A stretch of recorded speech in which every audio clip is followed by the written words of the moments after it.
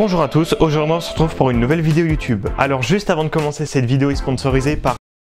Et oui, non, elle est sponsorisée par personne. En fait, faut vous abonner pour avoir des sponsors. Là, il n'y a pas de sponsor. Donc cette vidéo est sponsorisée par moi. Tu t'abonnes à cette chaîne YouTube et tu mets la cloche. Comme ça, tu es notifié pour toutes les autres vidéos. C'est gratuit. C'est pas compliqué, il n'y a rien à payer. C'est gratuit. Donc tu appuies sur le bouton rouge, tu le cliques là. Tu mets un like, partage cette vidéo, ça aide vraiment beaucoup. Un grand merci à vous. Faites connaître ma chaîne le plus possible. Tous les liens seront dans la description de la vidéo. Donc, en première partie de cette vidéo, je vous parle de la Porsche Carrera GT et de l'histoire de Gumball. Alors pas tout parce que l'histoire, elle est un peu noire. C'est même pas ça, c'est qu'elle est super longue à expliquer. Donc dites-le en commentaire si vous voulez un jour l'histoire de Gumball entière de A à Z. Un jour, il y aura la vidéo de l'espace F1, l'histoire de l'espace F1, mais elle va arriver beaucoup plus vite parce que l'histoire de Gumball est très dure à comprendre. Et, enfin, trouver des informations, c'est une galère pas possible. Donc, tu t'abonnes. Voilà, d'abord on parle de ça et en seconde partie, je vais vous parler de deux histoires sur des Porsche Carrera GT Gumball qui ont eu... il s'est passé des choses quoi, donc restez bien jusqu'à la fin, c'est incroyable ce qui va se passer.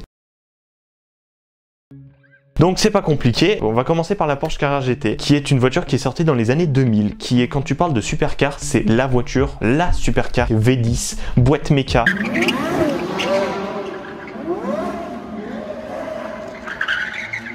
Et le truc le plus insolent, c'est que la boîte méca, le pommeau est fait en bois. À quel niveau d'insolence tu fais ça? Châssis full carbone, carrosserie entièrement en fibre de verre, et par contre elle a un problème par rapport à d'autres voitures, c'est qu'elle est beaucoup plus difficile à contrôler que d'autres voitures. Elle a un embrayage de course. Pour la petite histoire, pourquoi elle a un embrayage de course? En fait, il y a un fameux piège que vous connaissez qui est lui, et il est arrivé en mode je m'en bats les couilles, j'ai racheté Porsche. M'en fous. Il s'est dit bon bah vas-y, la Porsche là commence à te sortir des trucs pas incroyables sur certaines choses, et ils perdent beaucoup d'argent. Et en fait ce qu'il fait, il dit à Porsche qui était sur un prototype du Mans en fait, qui allait faire les 24 heures du Mans. Piège demande de refaire un truc, d'abandonner ce projet de la voiture du Mans et de faire une autre voiture que vous connaissez bien, le Cayenne, qui est alors incroyable, ça vous le voyez comme vous voulez, il y en a qui adorent, il y en a qui aiment pas du tout. C'est de la merde. Moi perso, je suis entre les deux, je préfère mieux les anciens, après les nouveaux sont bien aussi, là le Macan, le dernier, il est magnifique en orange, là en sport, mama. Porsche sort ce truc et vraiment se fait une thune, mais phénoménale. En fait, au salon de l'auto, ils voient que Ferrari, Lamborghini, Bugatti sort beaucoup d'hypercars et supercars dans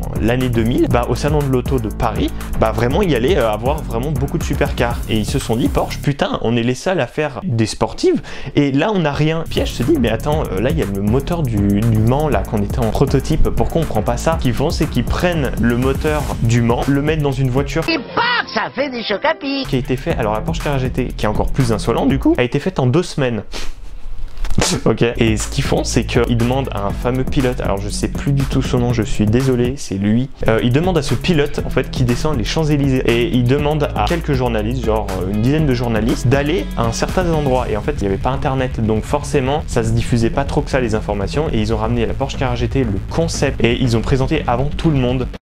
Maintenant, je vais vous parler de Gumball en lui-même. Donc Gumball, c'est un préparateur. Donc un préparateur, c'est un peu différent qu'une marque automobile. Une marque automobile va fabriquer une voiture de A à Z, comme Porsche, comme Ferrari, comme Renault, comme voilà, enfin toutes les marques que vous voyez. Un préparateur, c'est comme Gumball, Novitec, Montsori. Alors Montsori, je déteste. Je suis désolé. Dites-le moi en commentaire si vous aimez Montsori. Mais genre la 812 et la Ford GT, c'est les voitures les plus moches que j'ai vues de ma vie. Après non, la Chiron quand même, je suis désolé, ça fait je trouve vieux riche comment ils l'ont faite, mais elle est magnifique. Bon, dans tous les cas, dites-le moi en commentaire si vous aimez et abonnez-vous. Donc un préparateur, en fait, ce qu'il va faire, c'est qu'il va prendre une voiture déjà de base comme une Renault, alors peut-être pas, je vais pas te mentir, mais genre une Bugatti, une Ferrari, une Lamborghini, et en fait ils vont rajouter un kit carrosserie, donc un pare-choc en plus qui est beaucoup plus vénère. Ils vont rabaisser la voiture, changer les jantes. Alors Montsori, c'est encore pire parce que genre eux ils te mettent des ailerons en carbone énormes.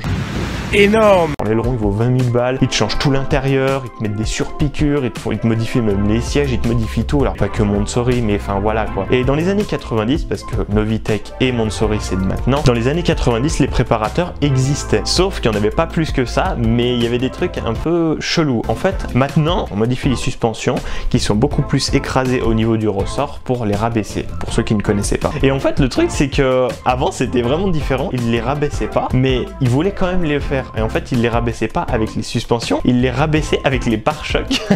Donc les bas de caisse, le pare-choc avant et le pare-choc arrière, en fait ils prenaient ça, ils les enlevaient et ils en mettaient des plus gros, des plus rallongés en dessous, et en fait ça faisait un genre de rabaissé. Donc voilà, c'est comme ça qu'ils faisaient pour rabaisser les voitures. Petite anecdote comme ça. Et forcément, Gumballa, le fameux Gumballa qui a ce logo comme ça, celui d'avant il était comme ça, celui de maintenant il est comme ça, parce que je crois que Gumballa a été racheté, je suis pas sûr, dites-le moi en commentaire. Mais en fait, Gumballa a sorti une voiture, la Porsche Carrera GT, Mirage GT Gumballa. Donc celle-là qui est magnifique. Écoutez-moi ce bruit.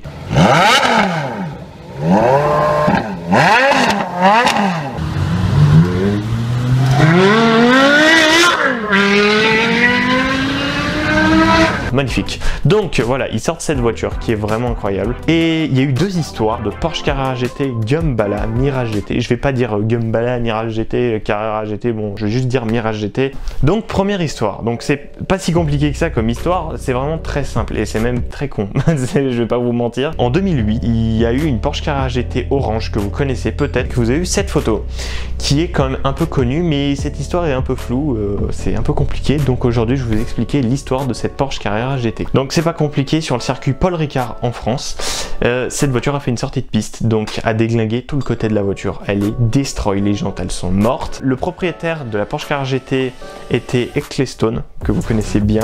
Moi je le connais pas autant, putain je vais me faire insulter en commentaire, mais je suis désolé, je le connais pas autant que ça. Mais dans tous les cas, le propriétaire est Ecclestone. Alors c'est ce qui est dit sur internet, après, oui ou pas, je sais pas. Et le pilote, alors je ne sais pas si c'était le pilote ou si c'est juste un mec qui a pris la photo, mais bon, vu le palmarès du gars derrière, je pense que c'était le pilote qui est, attendez, le nom va être infernal à lire. Voilà. Il s'appelle, le mec que vous voyez sur la photo juste en bas s'appelle Marcus Prinz von Anhalt. Alors, je vais pas faire de vanne sur le dernier mot. Vraiment, quand tu vois le prix d'une Porsche Carrera GT, Mirage GT, préparer Mirage GT, ça vaut au moins 2 millions. Non de Zeus. Maintenant, on va passer à la deuxième histoire. Alors, la deuxième histoire est un peu plus insolente que la première, c'est con, mais oui. Il y a eu un truc que vous avez dû voir, fortement même. Pour les gens qui me suivent, surtout si vous êtes passionné d'auto, vous avez dû fortement le voir. Une Porsche Carrera GT, Mirage GT, bleue, qui s'écrase en plein Manhattan dans un fourgon. Alors, il n'y a eu aucun blessé, on se calme, tout comme la orange, mais on va dire que le dégât matériel est assez violent. La Porsche Carrera GT a une petite différence par rapport à d'autres supercars, c'est que c'est une voiture, quand tu freines, les roues vont pas se bloquer direct, elles vont progressivement s'arrêter. Le problème c'est que la Porsche Carrera GT n'a pas ce système là qui est l'ABS, et en fait le truc c'est qu'il y a Carrera GT, niveau tenue de route c'est pas incroyable, surtout que j'ai appris, petite information, plus le pneu sera large à l'arrière, plus quand elle va glisser ça sera dur à rattraper. Le truc c'est que ce fameux propriétaire à Manhattan crash sa Mirage GT, donc la voiture arrive, glisse et c'est pété. Il a explosé sa Mirage GT et tu sais, tu te dis bon bah je reste, voilà, ma voiture elle est déglinguée, il reste presque plus que 3 roues, donc je vais pas repartir, je vais faire un constat et puis voilà. Non. Non, il s'est barré.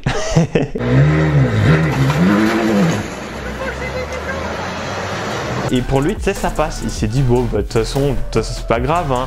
Donc, genre, en plein Manhattan, qui t'est fait choper en plus par des caméras de surveillance, tu regardes un peu autour de toi, et que en plus, tu te barres, parce que ça, pour vous expliquer un peu, on appelle ça un délit de fuite. Donc, enfin, si tu arrives à te barrer, et que tu pars vraiment. Et lui s'est barré, et en plus, avec le bruit, tu sais, lui s'est dit, ah, je vais être inaperçu.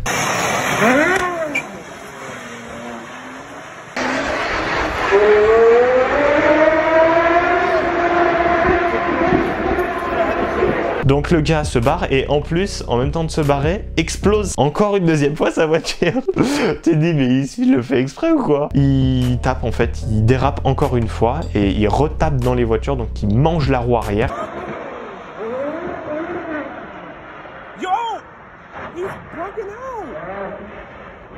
Et il réessaye de se barrer, mais la voiture elle ressemble plus à rien, les 4 roues sont même plus alignées, donc tu veux faire quoi là? Il s'arrête, hein, tu peux plus.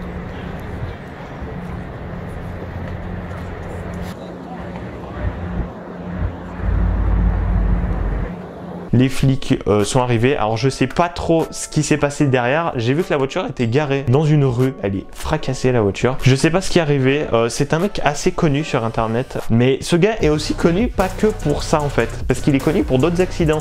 Il est connu bien sûr pour une Lamborghini Murcielago, où il a fracassé sa Murcielago, que 5 exemplaires dans le monde.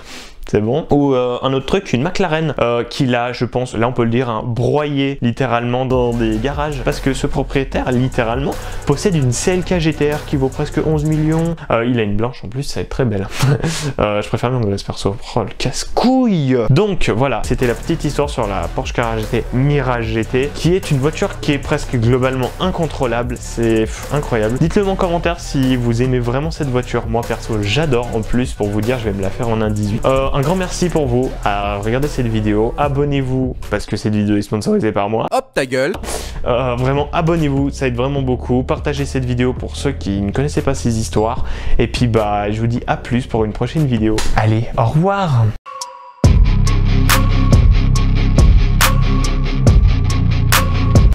Donc c'est bon, je pense qu'on tourne.